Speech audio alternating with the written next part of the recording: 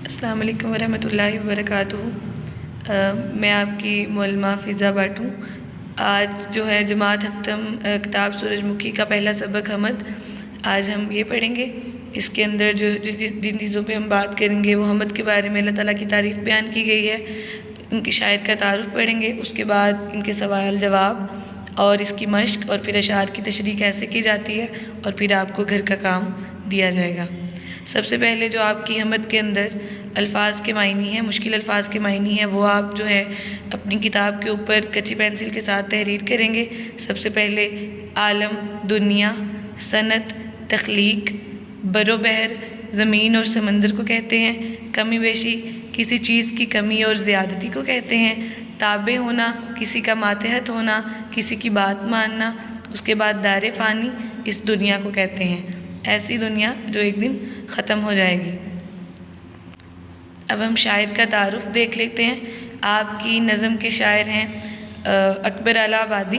ان کا جو اصل نام ہے وہ سید اکبر حسین رضوی ہے۔ ان کی پیدائش چونکہ 1846 میں الہ آباد بھارت میں ہوئی تھی، اس لیے ان کو اکبر الہ آبادی کہا جاتا تھا۔ اردو کے بہت ہی مشہور شاعر ہیں، اور ان کی جو شاعری ہے اس کے اندر طنزیہ انداز استعمال کیا جاتا ہے۔ طنزیہ بھی اس طرح سے کہ وہ بالکل ہی جو ہے وہ منفی اثر نہیں ہوتا ان کے لہجے میں، بلکہ وہ ایسی شاعری کرتے ہیں جو طنز و مزاح سے بھرپور ہو، اور اس سے جو ہے وہ جو قوم ہے اس کی اصلاح ہو، مطلب وہ جو غلط کاموں سے رکے، اور اصلاحی شاعری کے لیے وہ بہت مشہور ہیں۔ ان کی وفات 1921 میں ہوئی۔ اب ہم آپ کی حمد کے اندر جو اشعار استعمال کیے گئے ہیں ان کے بارے میں تفصیل سے بیان دیکھ لیتے ہیں، وضاحت دیکھ لیتے ہیں۔ خدا کا نام روشن ہے، خدا کا نام پیارا ہے، دلوں کو اس سے قوت ہے، زبانوں کو سہارا ہے۔ اللہ تعالیٰ کی تعریف بیان کی جا رہی ہے، اور کہا جا رہا ہے کہ اللہ تعالیٰ کے نام کی وجہ سے ان کا نام اتنا خوبصورت ہے، اتنا روشن ہے کہ اس کا نام لیتے ہی ہمارے دلوں کو طاقتیں مہیا کی جاتی ہیں، اور ہماری زبانوں کو اس سے سہارا ہوتا ہے۔ اور خدا ہی اس زمین اور آسمان کا خالق و مالک ہے، اور اس کی قدرت سے اس دنیا کو اللہ تعالیٰ نے سنوارا ہوا ہے۔ اور اس کے بعد تماشا اس کی قدرت کا ہے بر و بحر میں ہر دم، ادھر موجیں ہوا کی ہیں، ادھر پانی کا دارا ہے۔ مطلب اللہ تعالیٰ کی قدرت کی وجہ سے ہی زمین اور آسمان کے اندر جتنی بھی مخلوقات پائی گئی ہیں، اللہ کی قدرت سے ہی وہ جو ہے وہ چل رہی ہیں، ان کا سارا نظام چل رہا ہے۔ اللہ کے ذکر سے دلوں کو طاقت اور سکون ملتا ہے۔ اللہ ہی زمین اور آسمان کا خالق اور مالک ہے، پوری کائنات اللہ کی قدرت اور نظام سے قائم ہے۔ اسی کے حکم سے پھل اور گلے کی پیدائش ہوتی ہے، اور زمین کے اوپر جو بادل آتے ہیں، جو بارش برستی ہے، وہ بھی اللہ تعالیٰ کے حکم کے تابع ہے۔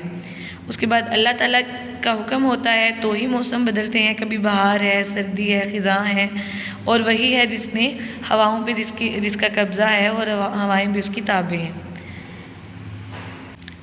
زمین کے اوپر جو بھی سبزہ اور گل کی نمودیں ہوتی ہیں، مطلب جو اگتے ہیں، سرسبز پھول، پھل ان پہ اگتے ہیں، درخت اگتے ہیں، وہ کتنے پیارے اور دلکش لگتے ہیں، اور یہ سب اللہ تعالیٰ کی قدرت کی وجہ سے ہے، کیونکہ دنیا کی ہر چیز اللہ کی قدرت کی نشانی ہے۔ قرآن مجید میں ارشاد ہے ان اللہ علی کل شیء قدیر، بے شک اللہ تعالیٰ ہر چیز پر قادر ہے، اور وہی ہے جس نے ہمیں زندگی دی، اور وہی ہے جو ہمیں موت بھی دے گا، اور اپنی مرضی سے ہی اس نے جو ہے وہ آسمان اور زمین کو پیدا کیا ہے، اور اس کی مرضی میں کوئی بھی دخل نہیں دے سکتا، اور کوئی بھی چیز اس کے عالم اور علم سے باہر نہیں ہے۔ مطلب دنیا کے اندر جو بھی چیز ہے وہ اس کے علم سے بالکل بھی باہر نہیں ہے۔ اگر ہم اچھے اعمال کریں گے دنیا میں تو ظاہری سی بات ہے ہمیں بالکل آخرت میں اس کا درجہ ملے گا، کیونکہ جو دنیا ہے وہ آخرت کی کھیتی ہے۔ جو اعمال ہم اس دنیا میں کریں گے آخرت میں اس کا اجر پائیں گے، کیونکہ جو دنیا ہے اس کو امتحان کہا گیا ہے، یہ ایسی ہے دار فانی کہا گیا ہے دنیا کو، کیونکہ یہ ختم ہو جائے گی، یہ ہمیشہ کے لیے رہنے والی نہیں ہے، یہ ایک دن فنا ہو جائے گی، اور جو کچھ بھی ہم اس دنیا میں کریں گے اس کا امتحان بالکل ہم آخرت میں دیں گے۔ اور اس کے اندر اس سمت میں آخر پہ نصیحت کی گئی ہے کہ بزرگوں کا ادب کرتا ہے جو انسان، اور جس میں اللہ کا ڈر ہوتا ہے اور آنکھوں میں شرم ہوتی ہے، اسی سے پتہ چلتا ہے کہ اس کے اندر جو صفتیں پائی جاتی ہیں یہ اس کے اندر اسلام پایا جاتا ہے، اس کی طرف یہ اشارہ ہے۔ اس کے بعد بیٹا آپ نے تشریح کے اصول و ضوابط کو دیکھ لینا ہے۔ جب ہم کسی بھی شعر کی تشریح کرتے ہیں تو اس کے لیے ہم 3 سے 4 باتوں کو مد نظر رکھتے ہیں۔ ہم شعر یا عبارت ہوتی ہیں یا شعر ہوتا ہے اس کو غور سے پڑھ کر اس کو سمجھتے ہیں، اس کے بعد اس کے مشکل الفاظ کے معنی کو ذہن میں رکھتے ہیں۔ سم ٹائم ہم بیان بھی کرتے ہیں، ادروائز ہم ذہن میں رکھتے ہیں اور مضمون کو سادہ الفاظ میں ہم بیان کرتے ہیں۔ اس کا جو مفہوم ہوتا ہے اس کو بالکل ہی سادہ اور گھریلو زبان جس کو اردو میں کہتے ہیں اس میں آپ نے بیان کرنا ہوتا ہے۔ سادہ زبان، سلیس زبان، واضح الفاظ اور مرکزی خیال کو مد نظر رکھنا ہوتا ہے۔